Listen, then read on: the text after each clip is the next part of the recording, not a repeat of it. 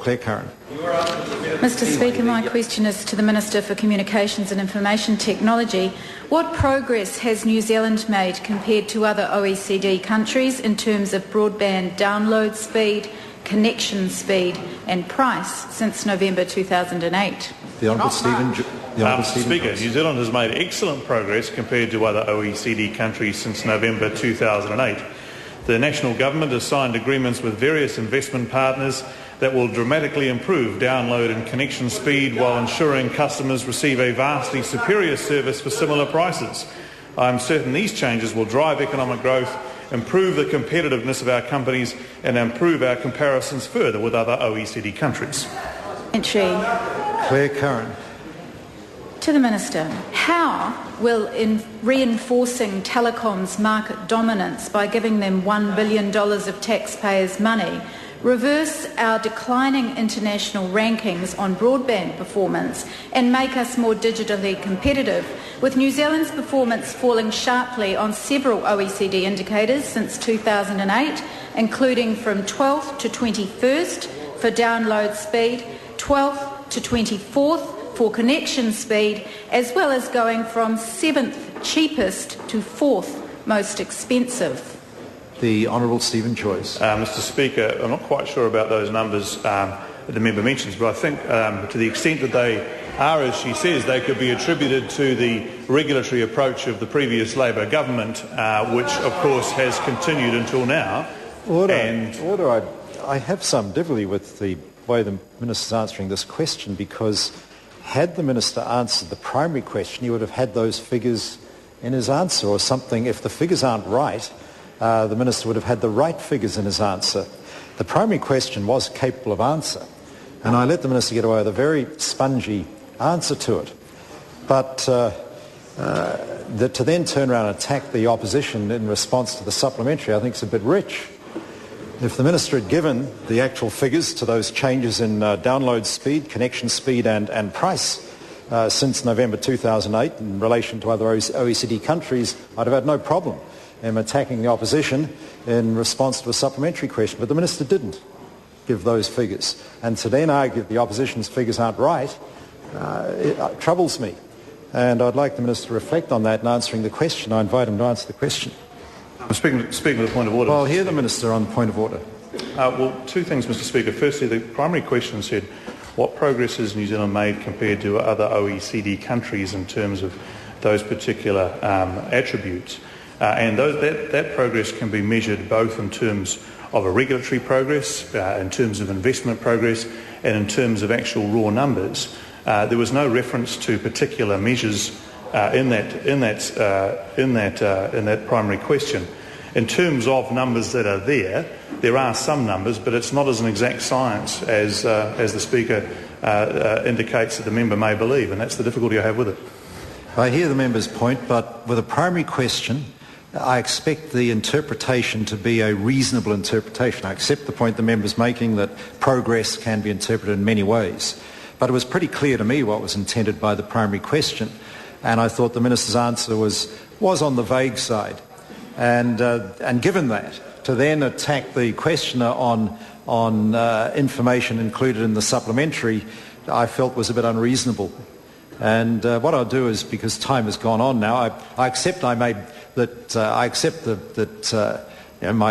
my position on that may not be perfect, but time has gone on, and I invite the Clare Curran to repeat her supplementary. To the Minister, how will reinforcing telecoms market dominance by giving them $1 billion of taxpayers' money reverse our declining international rankings on broadband performance and make us more digitally competitive, with New Zealand's performance falling sharply on several OECD indicators since 2008, including from 12th to 21st for download speed, 12th to 24th for connection speed, as well as going from 7th cheapest to 4th most expensive? The Honourable Stephen Joyce. Mr Speaker, a couple of things there. Firstly, those don't correlate with my understanding of OECD measurements, and I can't do anything other than say that. My second point is I think it is fair to say that obviously changes from 2008 to 2010 will come about as a result of regulatory settings that occurred prior to that date, given the time lags with infrastructure investment in such a thing such as communications and information technology. But my third point, and probably in answer to the first part of the member's question, would be to say by changing the regulatory environment we are likely to achieve a far better result. And I think she misunderstands, if I may say so, the big change that occurs in terms of structurally separating telecom into two companies. One is an infrastructure company and the other is a retailer which competes on the same basis with every other retailer. And I think one of the difficulties with the previous operational separation situation is that it didn't give the sort of outcomes that were being sought, and I'm confident that structural separation will help achieve that. Clare Curran. Supplementary. Given his government will be signing broadband contracts with pricing and speeds that will have effect until 2019, what mechanisms are in place to ensure that New Zealand's broadband performance doesn't once again begin to fall behind the OECD average over the next decade? The Honourable Stephen Joyce. Well, Mr Speaker, in terms of speed, I think it's reasonably obvious that a fibre optic access network will achieve far greater speeds than a digital subscriber line network. So that's the first bit of good news for the member. The second bit of good news is that the prices that have been negotiated by Crown Fibre Holdings are competitive with the much lower speed copper networks, which I think is a second win for the member and for the country. And the third one is that the Commerce Commission, of course, will have oversight over those prices over the period, and it will be competing against a regulated copper network. So I think it's a win-win for all New Zealanders, Mr Speaker. Clare Curran. Why does he believe using contracts to remove the regulatory risk faced by telecom will encourage it to behave in a pro-competitive way, given telecom's historic abuse of free rides on the regulatory front? The Honourable Stephen Joyce. Mr Speaker, I think the difficulty is that the member is alluding to many of the concerns that occurred as a result of the previous structures of the New Zealand telecommunications industry and the vertically integrated nature of it.